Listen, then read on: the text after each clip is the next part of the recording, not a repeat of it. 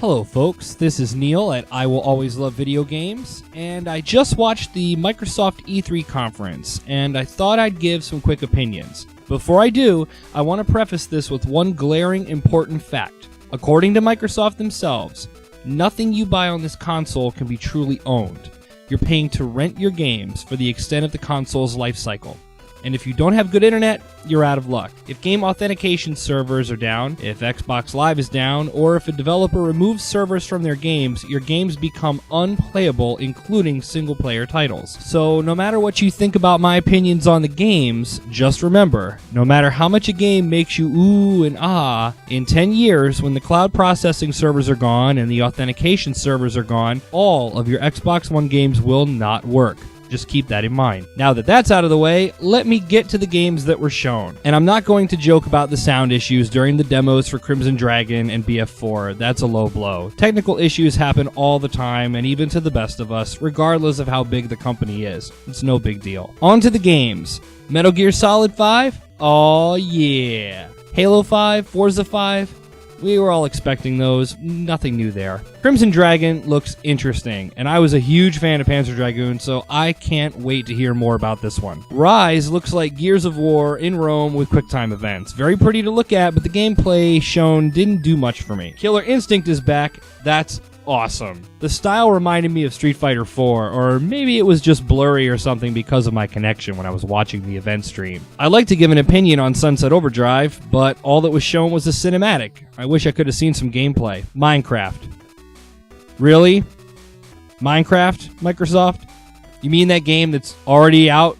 The one I can pay $25 for and access on any PC? Revealing that didn't mean much. D4 looked interesting until I noticed the hand swipe prompts showing that it's definitely a Kinect title. I have zero interest in the Kinect, so that one's a bust for me. Project Spark actually looked really cool to me. I'm going to keep an eye on that one, and I hope it's not the equivalent of 2009's Project Milo. I was never a Dead Rising fan, but it's cool to see it heading in the direction of games like DayZ and State of Decay. Although, calling in artillery strikes in a survival zombie game? Come on now. Witcher 3.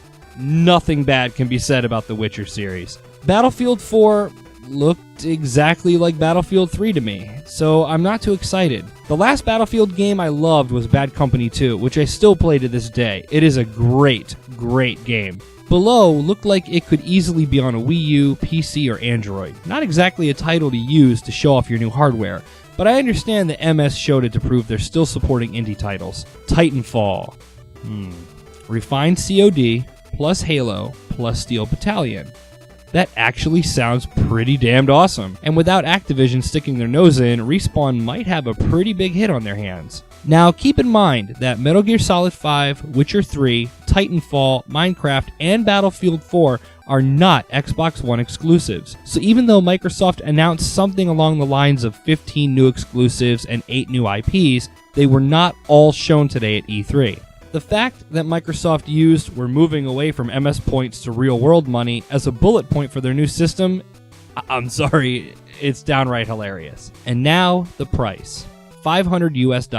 While it's not entirely unreasonable, you can build a gaming PC for $500 or less that can play games like Battlefield 3 and Far Cry 3 at high settings that look and handle better than their console counterparts. If you don't believe me, look up YouTubers Duncan33303 and Raise the World with a 0 for the O for some custom builds. All in all, I wasn't really all that excited about today's conference, since I'm not buying an Xbox One, solely for the reason that nothing I can get for it can be owned entirely by me. I'm sure if you're watching this video, you already know about the many missteps and debacles Microsoft has executed with the reveal of this console, so I won't go into details. And yes, I know that there is DRM on services like Steam, but at least I can make physical backups of my purchases. And that's it in a nutshell, short and sweet. What were your thoughts on today's Xbox One conference? Are you planning on getting one or not? Go ahead and share your opinions in the comments below. Don't forget to rate, subscribe, and check out our Facebook page as well. Until next time, my name is Neil, and no matter where the next generation of gaming is headed, one thing is for sure. I will always love video games. See you next time.